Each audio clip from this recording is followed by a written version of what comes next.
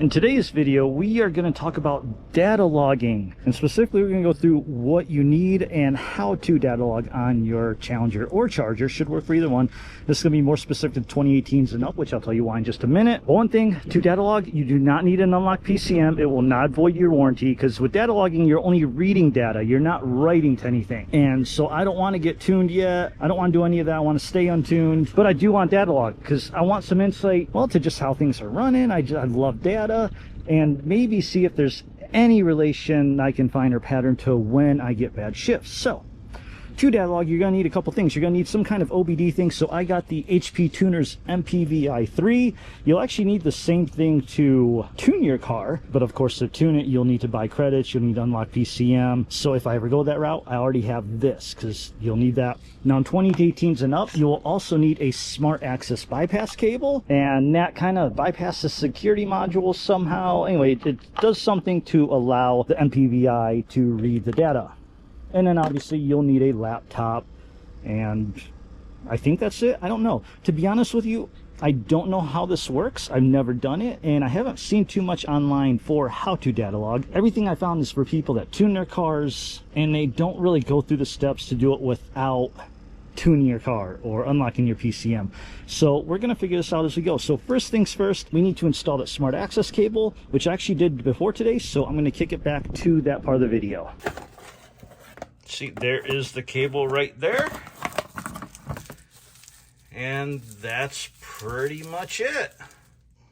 And then there's some basic instructions in here. So usual, disconnect the battery terminal, locate the module for the Challengers, which is behind here, which I'll show you that in just a moment. And then you just want to plug the smart access cable into the module and then reconnect. Basically just, you put it in the middle. So once the access cable is installed, you can plug in the MPVI into the OBD2 port and tune away or data log. Okay, so the bypass module, or where you need to hook up the bypass cable to the module, is sitting behind here. It's kind of angled like this, down around that area, so you can either get through it back behind this or pull the center console out. Now me, I'm lucky because I have this gutted center console basically. I actually have access right through here. I can stick my hand, get up there, and here, let me show you what we're looking for. Okay, so there's the side, and right there, yeah, there's two cables. The one with the white tag, that is where the bypass cable comes out. Okay, and I couldn't show you me getting the cable out because the camera would have been blocked by my hand. It's hard to see, but there's like a little tab on the top side. You just push the tab in and you can pull that cable straight out. Okay, so now that we got that unplugged, here is the bypass cable. And if you look, this end is identical to the one we just pulled out, and that's because this now goes into the module itself, and then the part we just pulled out goes onto this end. And just so you can see a little bit closer, this is the tab right here I was talking about. So it's installed this direction. So what you couldn't see me doing is reaching behind there, pressing down on that tab, and then just pulling straight out. So let me go ahead and now install that in there, which again, I can't show you because my hand will block the camera view. All right, and there we go.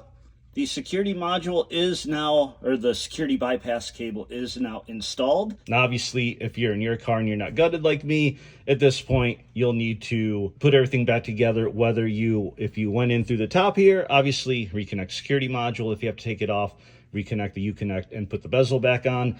Or if you went through the center console, put that back on, obviously. Okay, so now with that done, we no longer need that box. Now we just need this and a computer. Now you are going to need the VCM software. There is a VCM scanner tool, which I already installed on this computer, so I'm going to show you that really quick. All right, so basically you want to go to hptuners.com, and then once you're on their homepage, go straight to downloads, and take a look through here. VCM Live, don't know what that, okay, that has to do with core ECU. We don't have that. Then we have download the VCM suite. We have latest stable version and the beta version. We're just going to go with latest stable. I mean, we're just worried about logging and not too much else, so I'm going to go with latest stable. And let's see what else we have. MPVI2, but mine is MPVI3. And we have product information media, brand guidelines and media, blah, blah, blah, blah, blah. I don't know what all that is. And again, I have no idea what I'm doing. I'm just trying to figure it out. So I know VCM Suite is what we need for logging. So we are just going to download that. Here is VCM Suite that we just downloaded. Let's open her up. And welcome to the setup wizard. Next, yep, all the terms, hit accept. Next. And yeah, we're just going to install it in a default location. And install. Yes. All right, click finish. Okay, taking a look here in the start menu, and looks like we have added a VCM editor and VCM scanner. I think I just want scanner. So let's open up VCM scanner and see what pops up. Okay, I think this is what we need. Let's get back to hooking up the OBD scanner MPVI3. Again, I have no idea what I'm doing, so figuring this out as we go. So let's open up our MPVI3, and not returnable if box opened, which is fine. I've had this for a little while now. I'm not returning it. All right, open this bad boy up. We do have a quick start guide, so I'm going to have to reference that for sure. And then what else do we got here? Inside box number 1, we have USB cable, which I'm sure I'm going to use that. And we have, looks like a couple HP tuner stickers. And then in the number 2 box, I hear a bunch of random loose stuff. It is a whole box for an HP tuner's lanyard, which, whatever, I'm sure I can use that somehow. All right. This MPVI is what we really want. And let's see, what's this thing? RTD. Okay, QR code gets you a bunch of things you need. Where is my OBD port? So usually it's underneath your dash. Mine is, I believe, right there is what it feels like. Let's take a look at the quick start guide. Talking about purchasing credits, which we don't need that. That's for tuning. Okay, so it looks like we need to get the software, which we already got, and we have to open it, and we have to resync the interface. I believe once this is in, it doesn't say if you need to turn your car on or what you need to do, so we'll figure it out. So let me go ahead and plug this in. And yep, hopefully you can see it is right here. You can tell it has that like trapezoid shape.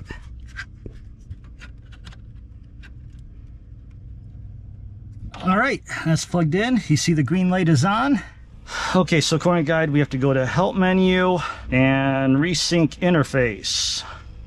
Okay, it says please connect one.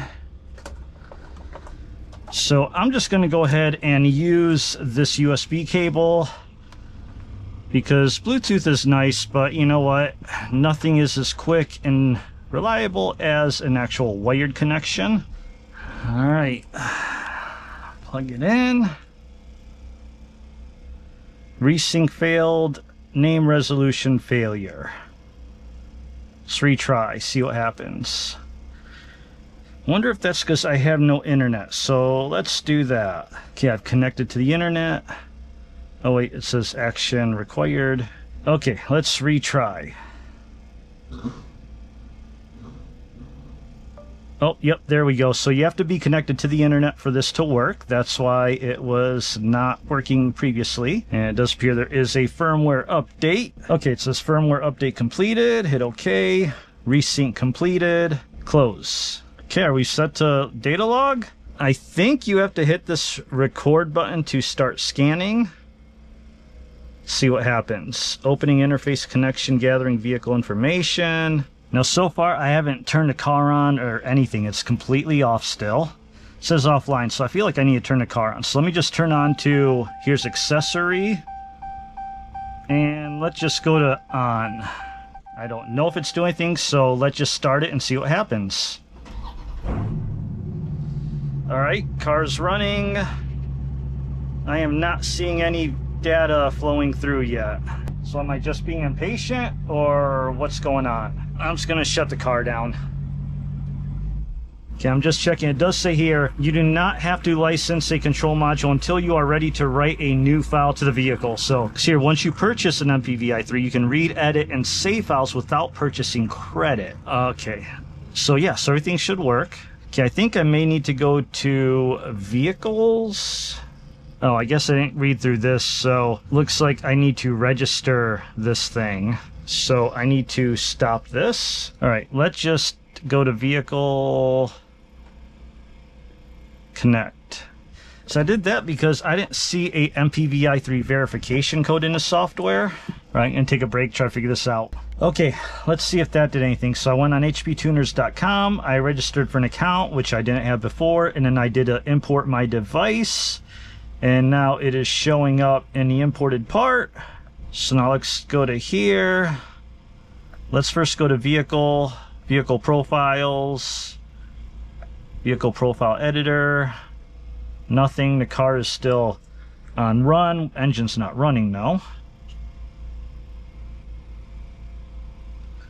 Just hit connect, opening interface connection. Oh, there we go. So, okay, you do have to register because now it's doing all sorts of stuff that it wasn't doing before. Okay, so looks like it is now connected. If I go to vehicle, doesn't say anything. So let's go ahead and just start scanning. So a bunch of stuff up. Let's go ahead and start it up. Oh, there it goes. It's reading data.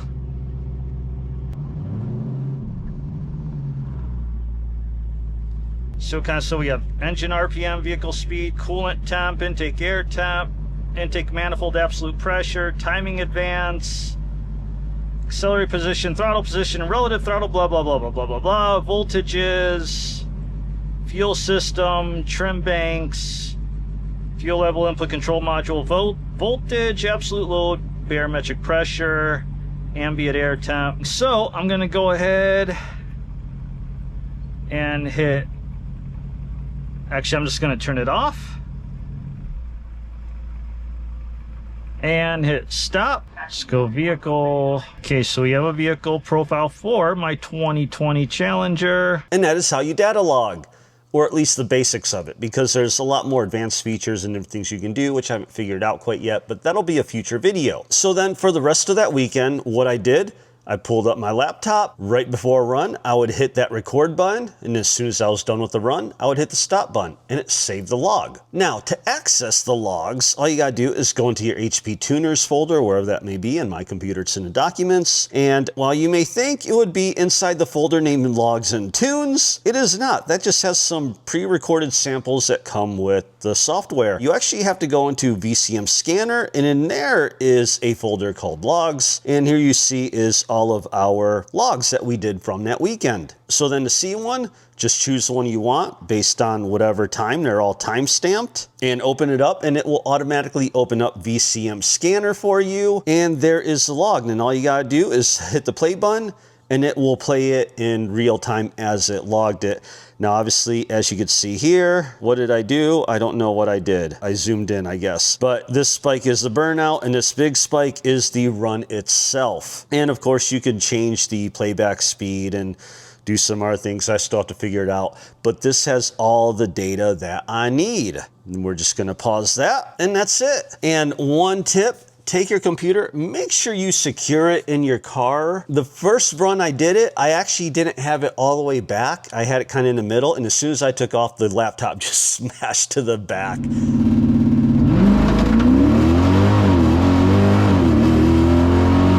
Luckily it didn't break, everything was fine, but after that I learned to keep it resting up against something so when I took off it would stay where it was at. Now, you don't always have to have your computer to get the data logs, so with this unit it does have a feature where you can just have it record data directly into it, and then you just connect to it later on and you can pull any data off of this unit itself. Now, I haven't figured it out yet, and again, that's going to be a more advanced feature. I will probably make a separate video on that in the future, because in this one, this really was just about figuring out how to data log in the most simplest way, which is what we did. We got our numbers, we got our data points, we got everything we needed. And again, I'm not tuned, I'm not tuning this car, but I'm interested in data. And more importantly, I want to see if there's a pattern to why I sometimes get bad shifts. And on that weekend, I did get some bad shift runs, and I did get it data logged. But that's going to be another video. In this video, we're going to end it. I'm going to show you one of those runs and overlay the data log so that you could see exactly what it's recording. But before before we do that, one other piece of advice. Do not leave this plugged into your OBD port. I learned this the hard way because at the time I'm filming this final wrap-up summary and editing this video, it's been several months now since I set this all up. And this whole time I've left this plugged in. And during this time, I've noticed my car has been eating through battery a lot faster, and I already killed one battery. I'm on a second battery. Hopefully I didn't kill it, because I just realized as I was editing this video, when I saw myself plug this in and I saw the green light on it, I was like, is this what's drawing power? Because these cars have parasitic drain, but it's never been this bad. And so I look it up, and yeah, apparently these things are constantly actively drawing quite a bit of power and have killed several people's batteries. So, word of caution, do not leave this plugged in. I don't know if I saw that in the notes anywhere in HP Tuner's documentation. They should have it in there because, yeah. All right, so with that, thank you for watching. Like, comment, subscribe, all that good stuff. See you at the drag strip.